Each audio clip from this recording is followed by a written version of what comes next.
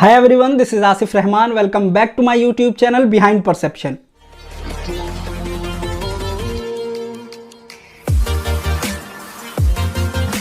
दोस्तों आइए आज बात करते हैं एक बहुत खास टॉपिक पे, एक ऐसे विवाद पे जो इंडिया और ऑस्ट्रेलिया टेस्ट सीरीज के बाद से शुरू हुआ है। इंडिया की ऑस्ट्रेलिया पर हिस्टोरिक जीत के बाद से यह विवाद शुरू हुआ जब कुछ पाकिस्तानी खिलाड़ियों ने इंडिया की टीम की तारीफ कर दी। जाहिर सी बात है, उन्होंने काम ही ऐसा किया कि 20-21 साल के कुछ नौसिखिए लड़कों ने ऑस्ट्रेलिया की एक पूरी सीनियर टीम को उन्हीं की धरती पर हरा दिया। लेकिन मामला यहीं से शुरू होता है। इस तारीफ के बाद हमारे देश के कुछ बुद्धिजीवी लोग उन्होंने इस बात पर विवाद शुरू कर दिया कि मान के चलो कि जैसे पाकिस्तानी खिलाड़ियों ने इंडियन टीम की तारीफ की है, अगर इंडिया में रहने वाले लोग पाकिस्तान टीम की तारीफ करते तो क्या होता। अजीब लॉजिक है। कौन है ये लोग,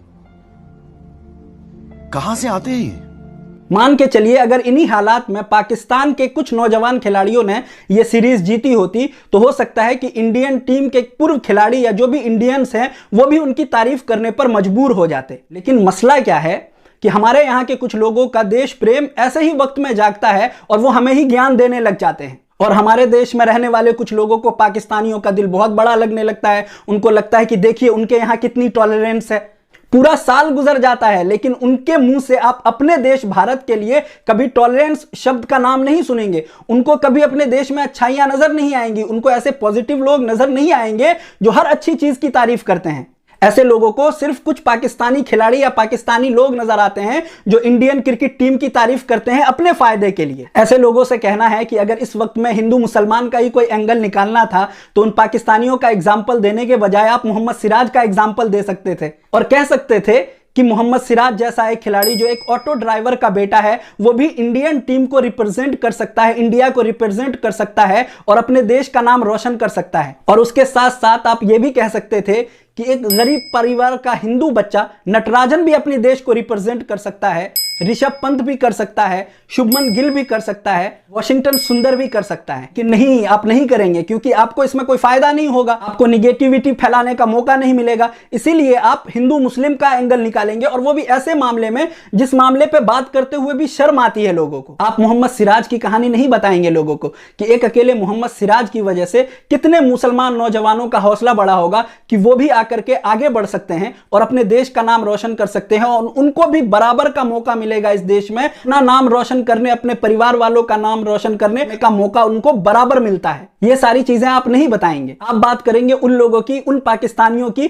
जिन्होंने इंडियन की तारीफ की है। आप कहते हैं कि पाकिस्तानियों का दिल बहुत बड़ा होता है, पाकिस्तानी खिलाड़ी इंडियन टीम की बहुत ज्यादा तारीफ करते हैं। चलिए आइए आज इस हकीकत पर भी बात कर लेते हैं कि आखिरकार पाकिस्तानी खिलाड़ी इंडियन खिलाड़ियों की क्यों तारीफ करते हैं। आखिर ऐसी कौन सी मजबूरी है कि दिल में इतनी नफरत रखते हुए भी उनको मजबूर होना पड़ता है इंडियन खिलाड़ियों की तारीफ करने पर। दोस्तों हकीकत यह है कि जितने भी पाकिस्तानी खिलाड़ी हैं उनके पास रिटायर होने के पास कोई ज्यादा काम नहीं बचता, क्योंकि पीसीबी में जितनी पॉलिटिक्स होती है उतनी पूरी दुनिया मिला करके भी नहीं होती। तो जितने पूर्व पाकिस्तानी खिलाड़ी हैं आजकल उन्होंने क्या किया है कि सबने अपना अपना यूट्यूब चैनल खोल लिया है। पूरे दिन यूट्यूब पे खड़े रहते हैं, पूरे दिन यूट्यूब पे वीडियो बनाते हैं। लेकिन उनकी मजबूरी यह है कि उनके पास उतने व्यूज नहीं है, क्योंकि पाकिस्तान की पॉपुलेशन कितनी है और वहां के कितने लोग जागरूक हैं जो YouTube पे उनकी वीडियो देखेंगे ये आप सबको पता होगा।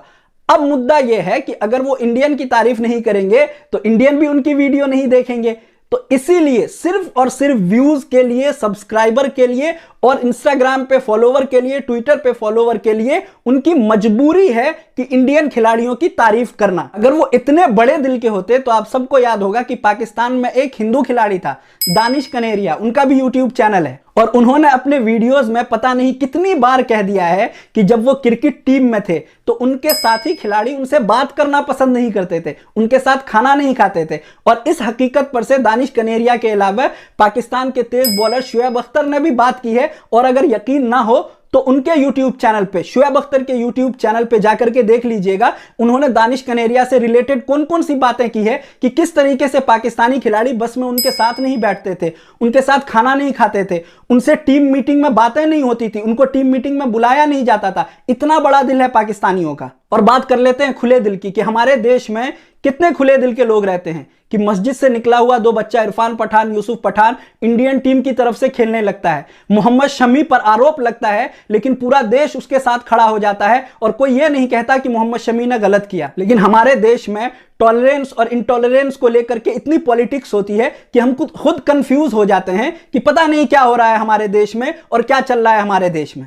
तो ऐसे बुद्धिजीवी लोगों से कहना है कि अगर आपको हिंदू मुस्लिम ही करना है तो आप मुस्लिम होने के लिए सबसे पहले मोहम्मद सिराज जैसे लोगों की मिसाल दीजिए जो 5 विकेट लेता है, ऋषभ पंत की मिसाल दीजिए जो हिंदू होकर के रन बनाता है, शुभमन गिल की मिसाल दीजिए जो सिख होकर के 91 रन बनाता है, वॉशिंगटन सुंदर की मिसाल दीजिए जो क्रिश्चियन होकर के रन भी बनाता है और विकेट भी लेता है, और इन चारों लोगों को मिलाकर के हमारा हिंदुस्तान जीत जाता है। और आखिर में बस इतना कहना है कि अगर सचमुच आप देश में पॉजिटिविटी फैलाना चाहते हैं तो पाकिस्तानियों का स्क्रीनशॉट शेयर करने के बजाय जीत के बाद हाथ में तिरंगा लिए हुए मोहम्मद सिराज जो सबसे आगे चल रहा है उसकी तस्वीर शेयर कीजिए और कहिए यह है हमारा भारत। दोस्तों, आपको हमारा ये वीडियो कैसा लगा कमेंट बॉक्स में आकर अपनी राय जरूर दीजिएगा, और अगर अभी तक हमारे चैनल को सब्सक्राइब नहीं किया है तो प्लीज हमारे चैनल को सब्सक्राइब करें। मिलते हैं अपने अगले किसी वीडियो में, तब तक के लिए अपना और अपनों का ख्याल रखिए। Good bye.